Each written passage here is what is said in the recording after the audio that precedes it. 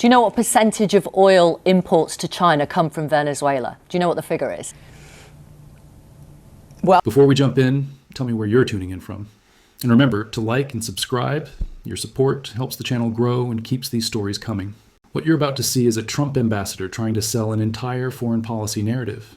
Big claims, serious consequences, sweeping justifications, and it's all built on a premise that simply doesn't hold up. She speaks with certainty, authority, and that familiar tone that assumes no one in the room is going to check the details. But Victoria Derbyshire does check them. And when she does, the result isn't loud or theatrical. It's quiet. And suddenly, the argument collapses under the weight of its own numbers. This isn't a complicated policy dispute. It's a case of someone being undone by basic math on live television.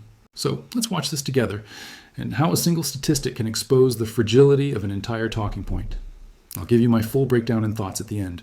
Carla Sands, is Greenland next then? Well, I don't speak for the president, but I will say that he's certainly getting our Western Hemisphere in a safer shape than it was under previous administrations.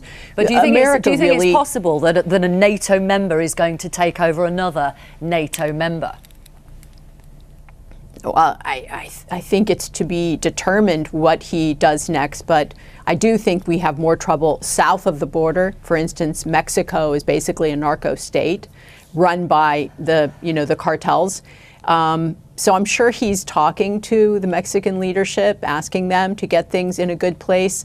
But when we see what's happening from Colombia, he's right. I mean, things are not in a good place. I noticed he said kind of Cuba's not doing so well. We'll just let it collapse on itself. President Trump looks at the world as it is, not as he wishes it was. And he sees that decades of neglect in South and Central America and the Caribbean have led to Iran using Venezuela as a proxy, Hezbollah, terrorist training camps right in Venezuela spreading throughout the region, and then Russia and China having military presence in Venezuela right south of our United States and our neighbors. Not a good look. Right. Not good. It's been neglected. When you mentioned China, when you were, in fact, not when you were ambassador to Denmark, but actually just a couple of years ago, you criticised in a speech China's increasing aggression, and you said that Taiwan was on the precipice, quote unquote. What Donald Trump did this weekend absolutely emboldens President Xi when it comes to Taiwan, doesn't it? Oh, no. I think that despots around the world watched what happened and the incredible might of the United States military and the resolve of this commander-in-chief and his team. And I think they are having second and third thoughts about invading other countries. Are you serious? Venezuela was not under an actual president. President Xi, there was an illegitimate leader in the country. President Xi, President Putin. President Putin will look at the Baltic states now and say, sorry? No, well, possibly. Quite not true at all. Possibly. What happened, if I may? Yeah. What happened, if I may? So his play, President Trump's play here, where Venezuela has more energy than any country in the world. It's energy rich, and it's all going to China. This is about trade with China and getting fair trade. Forgive me, Carla Sands. A lot of it is, but it's been decimated by ill management. Forgive me. I want to put some facts into the conversation, if I may. Finish. No, I'm going to put some facts into this conversation. Ukraine war and the fact that this puts pressure on Russia because it's going to bring down the price of energy and hurt Russia's prosecution of the Ukraine war. Do you know what percentage of oil imports to China come from Venezuela? Do you know what the figure is? It's 4%. Tell me. 4%. Okay. Well, President Trump is supplying energy, making sure that we have energy, and Venezuela is energy rich but been mismanaged, so it has maybe a tiny amount being produced that it's capable of. The people of Venezuela deserve opportunity. They deserve a healthy economy where they have a good economy and they can actually feed their families and afford an apartment or a home.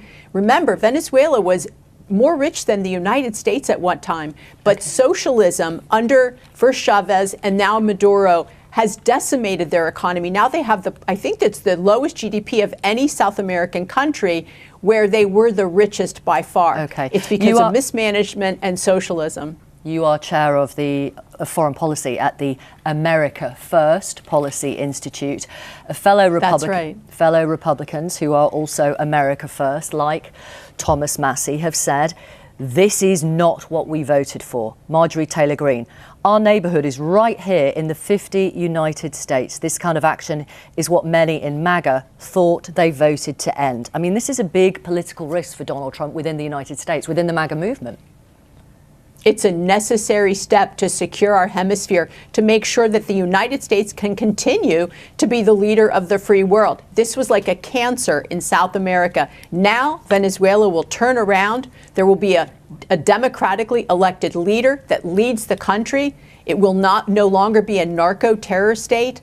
That what they were exporting is all bad, and they were a proxy for Iran, China, and Russia. Right. I mean, it's Delcy Rodriguez who's running the country. A Democratic leader? Not a Democratic leader, but certainly working with the Trump administration. Right. She has agreed to work with the Trump administration. But not a Democratic leader. It's a very leader. corrupt country. Okay. Thank you, Carla Sands. Thank you very much for being with us, former US ambassador to Denmark. That silence you heard right before she finally said, "Tell me," that wasn't hesitation. That was the sound of an entire foreign policy argument collapsing in real time. Because in that brief pause, everything she'd been building just gave way. And there are two major takeaways from what we just watched.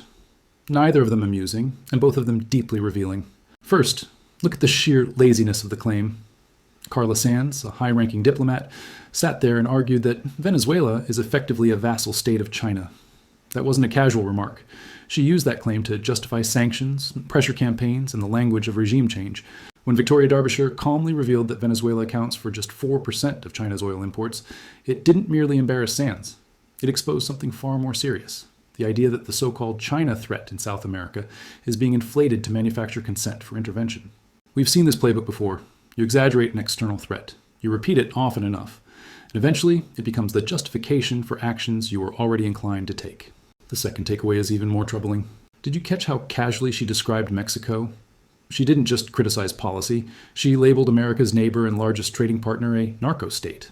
And in the MAGA political universe, that phrase isn't just rhetorical heat.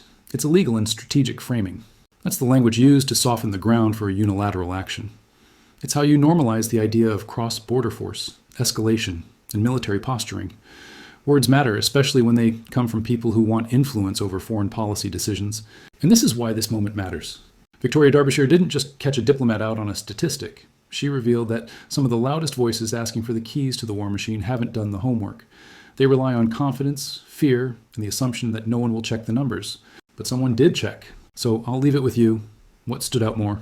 The ignorance of the 4% figure or the casual aggression toward Mexico? Let me know your thoughts in the comments. And if you found this breakdown useful, make sure you like and subscribe for more. Thanks for watching.